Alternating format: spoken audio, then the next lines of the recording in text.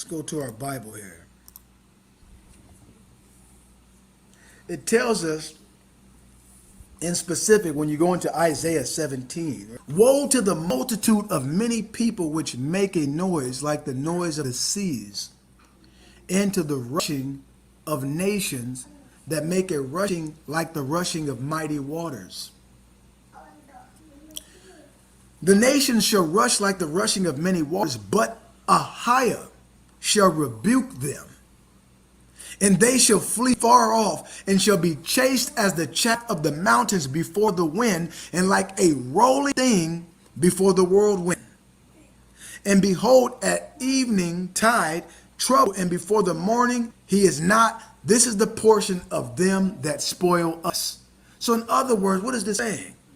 When you look in this particular whole chapter right here in Isaiah chapter 17, of course, it was talking about the oracle of Damascus that the Most High gave concerning those who destroyed Israel. And this holds true to the Assyrian, right? This holds true to today because why? When you remove the ancient marks, I need us to listen to this. An ancient mark is a path, way of life. Let's say you were a farmer, right?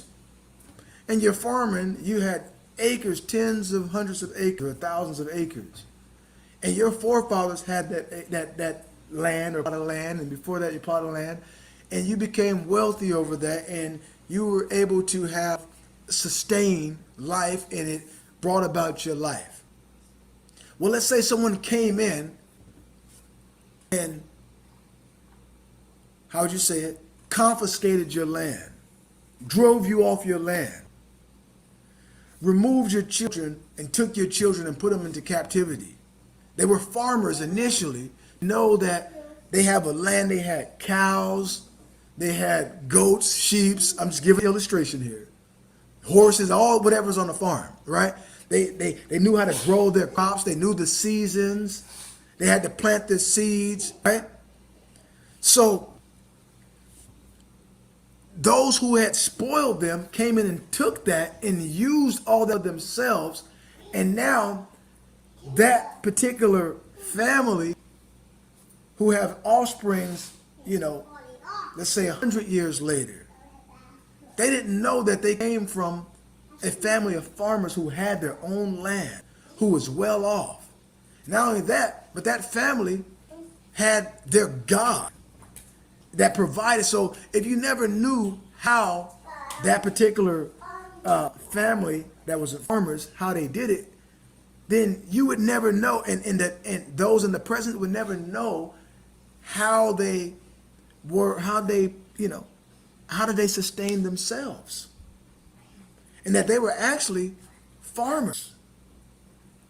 So now those who were farmers are now people who could be out, how would you say it? Look at this. They're entertainers. They're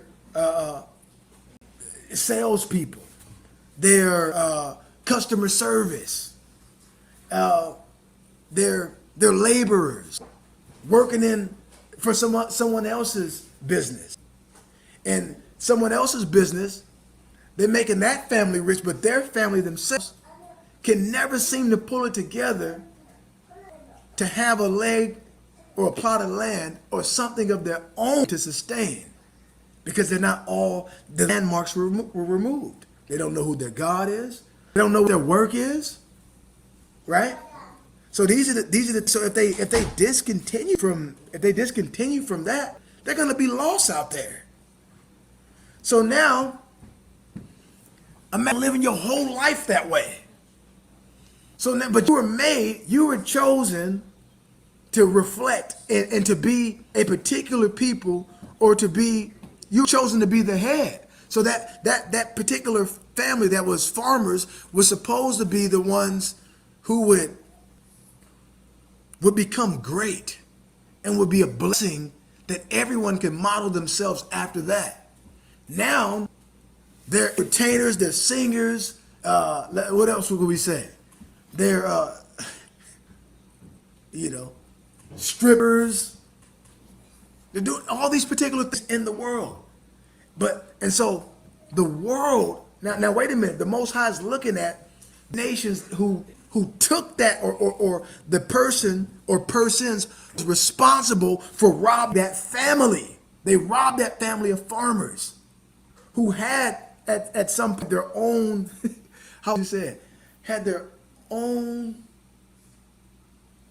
so what I want to say, they had their own economic system of well-being. They had their own healthcare system, as in staying healthy. They would eat healthy things. They would have a healthy lifestyle. They would have a healthy marriage.